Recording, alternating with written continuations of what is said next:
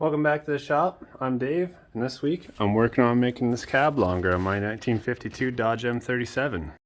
So over the past several weeks, I've been working on modernizing this old Army truck. This includes putting new rims and tires on it, upgraded disc brakes, a fresh 24 valve Cummins in there, new radiator, fan, and I'm going to put some new seats in her.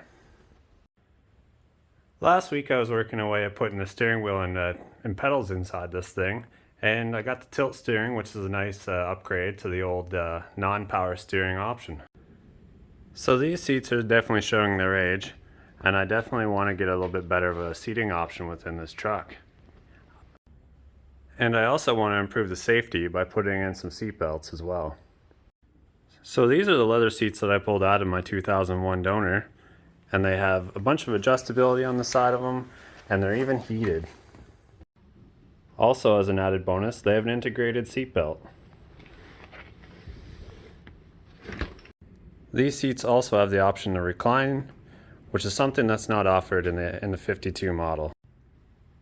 Now the base of these seats are similar in depth. They're about 2 feet deep between the old ones and the new ones. So I want to extend this cab about 8 inches, so there's a little bit more room behind the seat so I can tilt it back into. So I think the first step here is to pull these seats out and find out what I'm working with underneath. Alright, so I got the seats pulled out of the cab, and now I'm going to work on the seat supports. I'm going to cut these seat supports out and then get to work on mocking up where I'm going to cut the cab.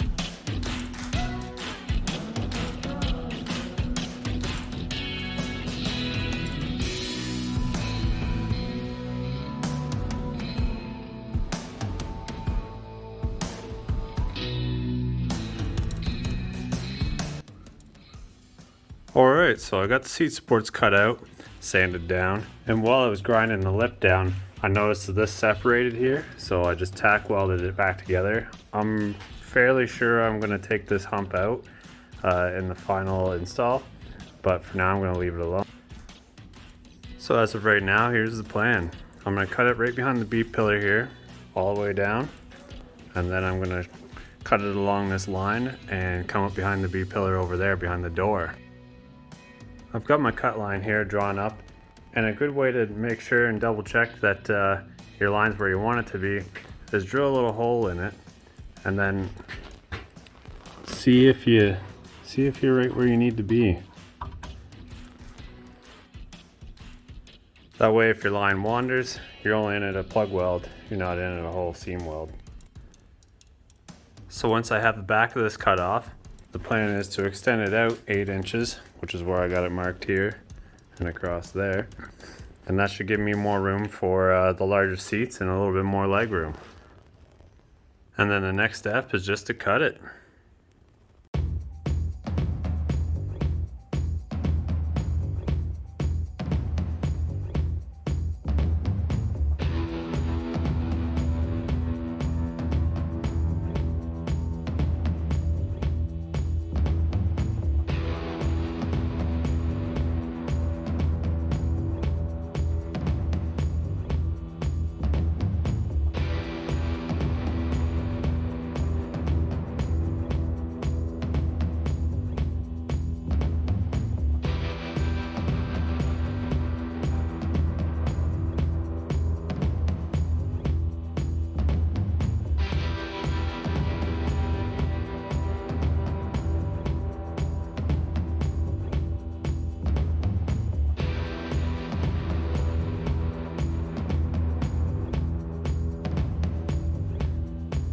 And just like that, it's out.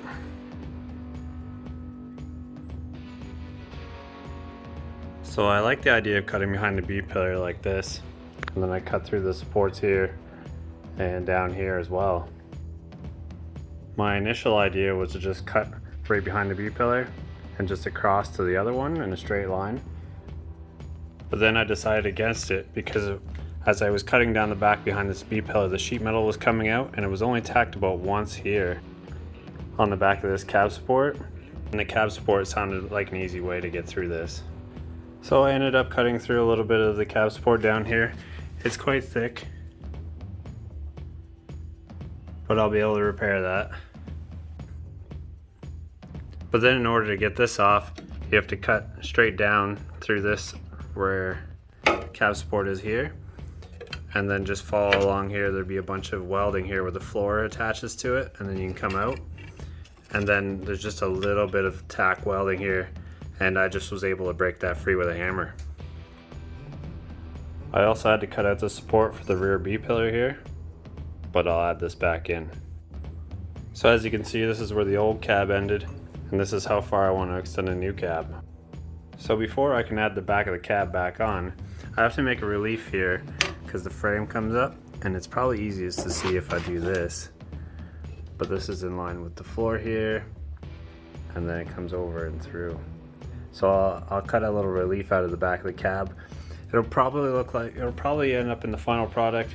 I'll end up raising this floor because it is about 2 inches low here across the whole thing, and I'll probably end up cutting this hump out too. Before I removed the rear of this cab, I did mark out where my frame rails were and then approximately the size of the relief cut that I want to do on each side. So next I'm going to cut these reliefs out in the floor and in the back of this cab, and then mock it back up on the frame. So here's what it looks like with the reliefs cut out. I have it sitting on 3/8 steel here that's clamped down. It's a bit of an angle here just to hold it back on that slippery frame. And this is what it looks like with 8 inches missing out of it. I wish my shop was a bit bigger, but you guys get the idea. And the way I cut this cab was just behind the cab mounts, so they're unaffected by this extension. So my plan for extending this cab is that I'm gonna get this back in here like that, and then I'm gonna extend the frame rails, these boxed frame rails, with this channel. I'm gonna insert this channel and sleeve inside of this frame rail and come out to the back to attach to that other bracket there. Realistically, the back of this cab isn't holding much weight, probably the roof and some electronics. So this piece of 3-inch channel should be enough to hold her.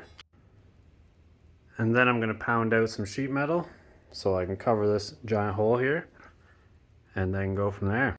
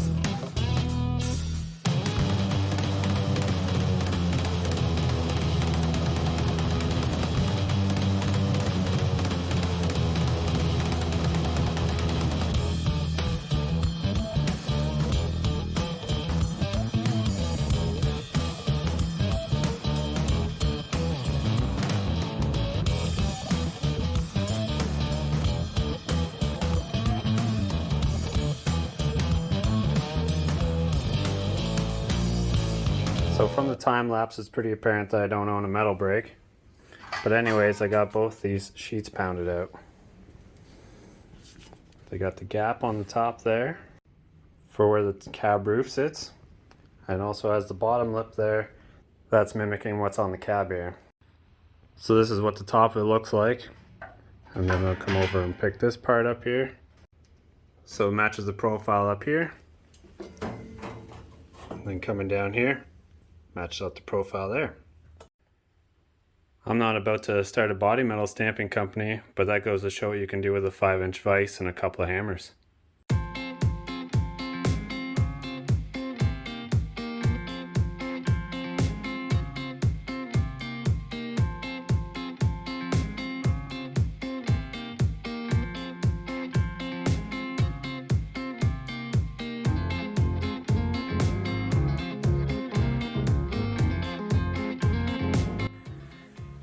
And this is what it looks like with the cab frame extensions. I've got the side pieces in and tacked up, and everything is looking straight once I got it all tacked, and now I'm going to burn it in.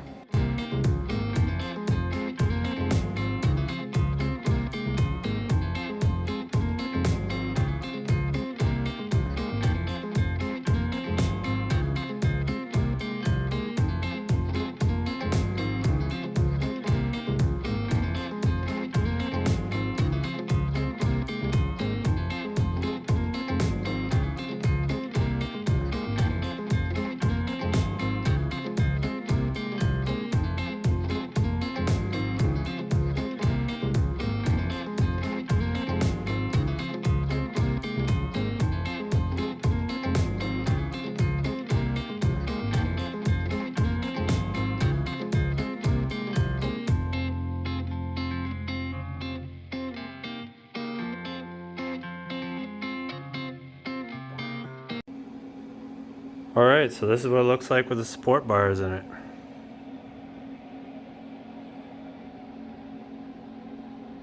Okay, I got both side panels in now. Underneath these panels, I ended up spraying in some zinc weld-through primer behind them just to protect some of the supports in behind this panel where I might not be able to get enough paint at. And then I just tacked this panel in. And then I quickly just hung the door just to see how I'm making out. I'll need to mess with the door adjustment, but here's what it looks like.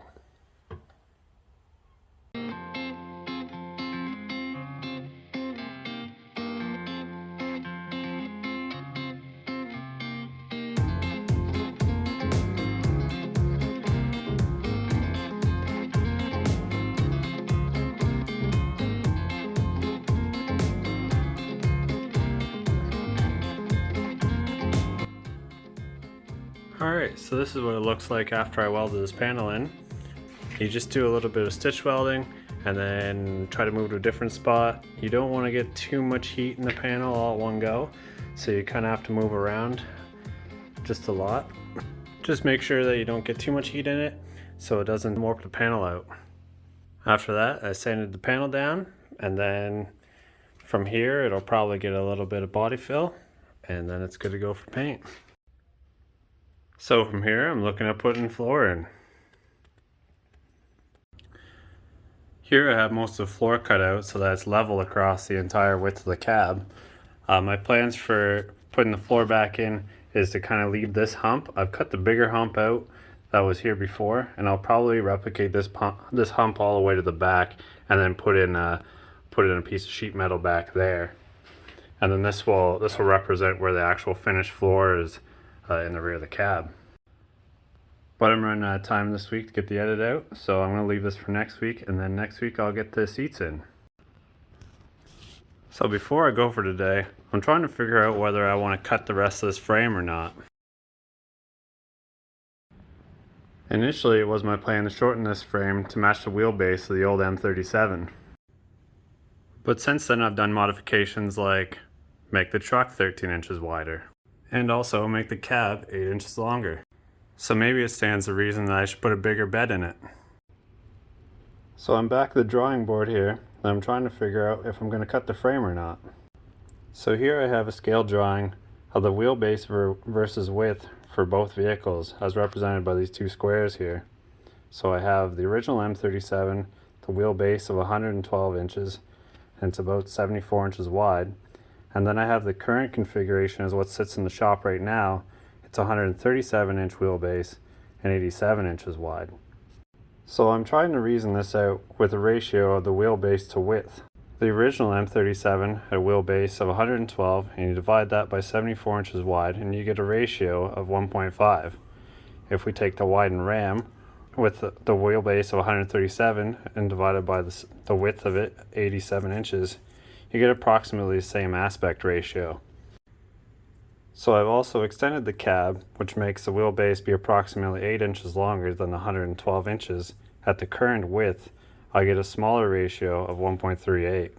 So longer vehicles like a dragster would have a much bigger number. Or vehicles like a Jeep CJ7 or even shorter, a Jeep CJ5 would have an even smaller number than this most likely. And then I have this golden ratio that exists is 1.61 to 1, and it's a generally contested consensus, but it seems to be widely agreed upon that this is the proper wheelbase to width for a race car. So the question is whether I cut the frame or not. Do I want a short truck that's agile, or do I want a longer truck that's a little bit more stable? I suppose if I shortened it, I'd have the equivalent of a 3-ton Jeep. Here are some other measurements that I was taking into consideration. I have the box length of the M37, and it's 6'7" or 79 inches. And the space remaining behind the cab is 8'2", which makes it about 19 inches longer roughly. Given that there's a bit of space between the box and the cab and a few other things, this number would probably be about, realistically, between 16 and 17 inches that I would take out of the frame to get this box on. And if I didn't cut the frame, I would make this box longer and have roughly an 8-foot box. I'd also retain the stock Ram poly fuel tank, which is much larger than the M37, and a few other things. Mainly rear shock placement and cross members. There's also a chance that I'm missing something or overlooked something that I haven't put in here. And that's why I'm figuring it out. So anyways, let me know what you guys think. And thanks for coming to my TED Talk.